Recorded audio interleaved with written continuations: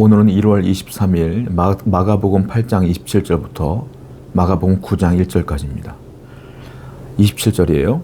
예수와 제자들이 빌립보 가이사랴 여러 마을로 다니실세 길에서 제자들에게 물어 이르시되 사람들이 나를 누구라 하느냐. 예수님과 제자들이요 빌립보 가이사랴 여러 마을에서 예수님께서 의미심장한 질문을 합니다. 사람들이 나를 누구라고 하느냐? 너희들은 또 나를 누구라고 생각하느냐? 이렇게 주님의 정체성에 대한 질문을 하게 되죠. 그런데 그 장소가 참 재미있어요. 빌립보 가이사랴라는 곳에서 질문을 하는 것을 보게 됩니다. 빌립보 가이사랴는 어떤 곳이냐면요, 로마 황제 티베리우스를 기념하여 만든 도시예요. 그런데 그 로마 황제를 가이사라고 하거든요. 그런데 그 당시 헤로당 빌립이 그 당시 자기의 이름을 따고 황제 이름을 따서 빌립보 가이사랴라고 지은 겁니다. 그러니까 거기는 어떤 곳이냐면 황제의 신상이 있는 곳이고요. 그리고 권력의 중심 도시예요. 거기가. 그러니까 사람들이 볼 때 웅장한 곳이고 대단한 곳입니다. 세상 것들이 많이 보이는 그곳에서 주님께서 물으시는 거예요. 나를 누구라고 생각하느냐? 이렇게 묻는 것이죠. 여러분, 주님께서 물으신 이유가 있어요. 무엇입니까? 눈에 휘황찬란한 것들이 보이지 않습니까? 힘이 보이고 권력이 보이고 능력이 보이고 신상이 보이고 그런 것 아니겠어요? 사람들이 좋아하는 것들에 즐비한 곳이에요. 오늘을 살아가는 우리가 오늘을 가는 그 길에서 주님의 질문을 똑같이 받을 수 있어요. 너는 나를 누구라고 생각하느냐? 우리가 가는 길에서 직장이나 사업장이나 거기서 보이는 것들이 사람들의 권력이요, 능력이요, 힘이요, 부와 재물인데 그 보는 가운데 물으시는 거예요. 나를 누구라고 생각하느냐고.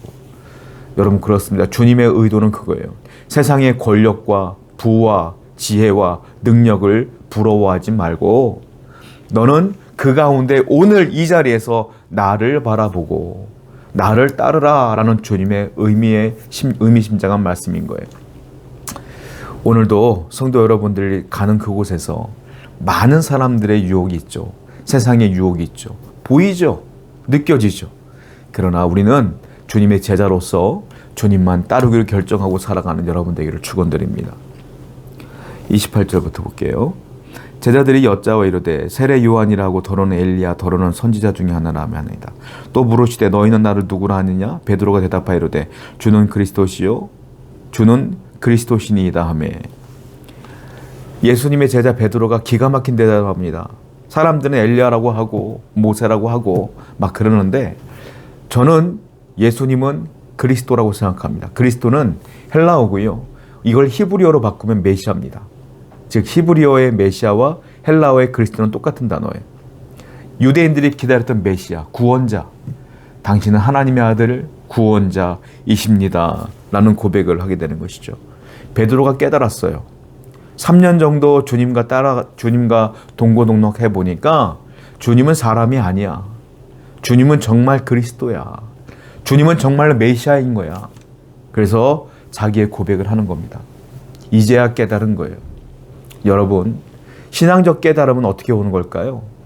주님과 동고동락할 때 서서히 깨달아지는 겁니다. 베드로는 이제 성숙했고 깨달아지게 된 거예요.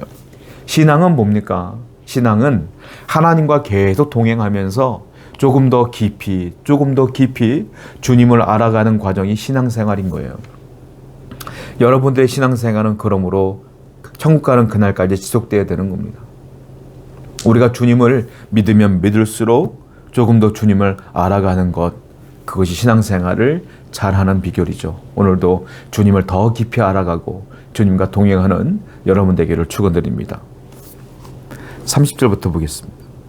이에 자기의 일을 아무에게도 말하지 말라 경고하시고 인자가 많은 고난을 받고 장로들과 대제사장들과 서기관들에게 버림받아 죽임을 당하고 사흘 만에 살아나야 할 것을 비로소 그들에게 가르치시니 드러내놓고 이 말씀을 하시니 베드로가 예수를 붙들고 항변하매 예수께서 돌이키사 제자들을 보시면 베드로를 꾸짖어 이르시되 사탄아 내 뒤로 물러가라. 네가 하나님의 일을 생각하지 아니하고 도리어 사람의 일을 생각한도다.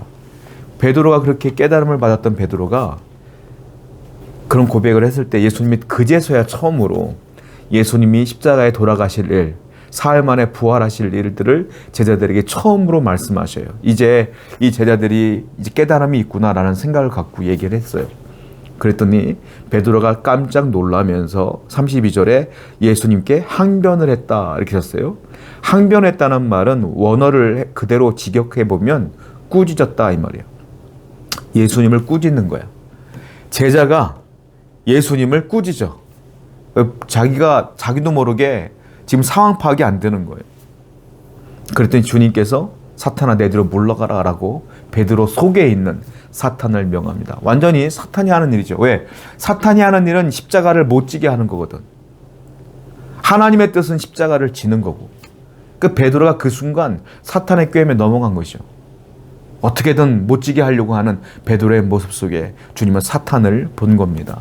그리고 그것을 주님께서 꾸짖는 장면을 보게 되는 것이죠. 여러분, 제자라면, 예수님의 제자라면 주님이 받으신 고난과 주님이 지신 그 십자가를 달게 줘야 되는 것이 제자예요. 그런데 많은 성도는 예수 믿으면서 고난받는 건 기대하지도 않고요. 좋아하지도 않아요. 예수 믿으면 당연히 고난이 있고 어려움이 있을 걸 뻔히 알면서도 그 고난이 없고 어려움이 오면 원망, 불평이 나오고 예수 믿으면서 잘 되길 원하며 성공하길 원하며 승리하길 원하며 복받기만을 원해. 이걸 뭐라고 말하는지 아십니까? 팬이라고 그래, 팬. 여러분, 많은 사람들은 제자가 되길 원하지 않고 예수님의 팬이 되길 원해. 팬은 뭐예요? 머리도 좋아하는 거지, 그냥. 좋은 것만 있는 거지. 근데 막상 그 예수님과 따라가는 제자들은요, 수많은 고통과 여러 가지 치욕을 같이 받는 거거든. 성도라면 제자가 돼야죠. 팬이 돼서는 안 된다는 것이죠. 우리는 변화산에만 머물러 있기를 원하는 거 아니겠어요? 변화산에서 주님 바뀌신 그 모습, 영광스러운 그 자리, 너무 아름다운 그 모습, 오병이어의 현장, 기적이 벌어지는 그 현장에만 있기 원하지 않으세요? 그건 제자가 아니에요. 제자는 십자가에도 같이 가는 거야. 주님이 욕먹으실 때 같이 있는 것이 제자야. 신앙생활 할 때 고난받을 일이 있으면 같이 고난받고, 주님 때문에 사람들에게 미움받아도 그래도 믿음을 지키며 살아가는 것이 제자죠. 오늘 성도 여러분, 여러분은 팬이 아니라 제자인 것을 분명히 기억하여서 하나님 은혜 가운데 고난도 달게 받기로 결정하는 여러분 되기를 축원드립니다. 34절부터요. 무리와 제자들을 불러 이르시되 누구든지 나를 따르오던 자기를 부인하고 자기 십자가를 지고 나를 따를 것이니라. 나를 따라오려면 자기를 부인하고 나를 따라와라. 주님께서 말씀하세요. 왜냐하면 복음은 역설적 의미가 있기 때문에 그래요. 복음은 역설적 복음이에요. 무슨 말일까요?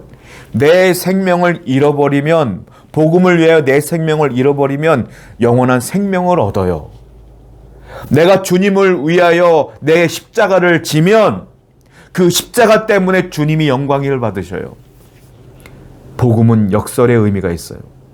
주님께서 말씀했어요. 자기 십자가를 지고 나를 따라라. 자기 십자가는 자기 부인이야. 나는 없는 거야. 그리고 주님이 받으신 그 십자가처럼 내가 받아야 될 십자가의 고난이 있는 거야. 그래도 포기하지 않고 주님을 따라가는 사람에게는 영광이 있고 은혜가 있고 축복이 있고 하나님의 사랑이 넘친다. 역설적 의미인 거예요. 성도 여러분, 오늘도 성도라면, 제자라면, 주님을 믿는 사람이라면 내게 닥쳐오는 그 십자가도 다 지고 주님을 붙들고 살아가는 여러분 되기를 축원드립니다. 기도하겠습니다. 하나님, 신앙이라는 것은 서서히 주님을 더 깊이 알아가는 것입니다. 오늘도 모든 성도가 주님과 동행함으로 내 십자가를 짐으로 더욱더 주님을 알아갈 수 있도록 인도해 주시옵소서. 예수님의 이름으로 기도드렸습니다. 아멘.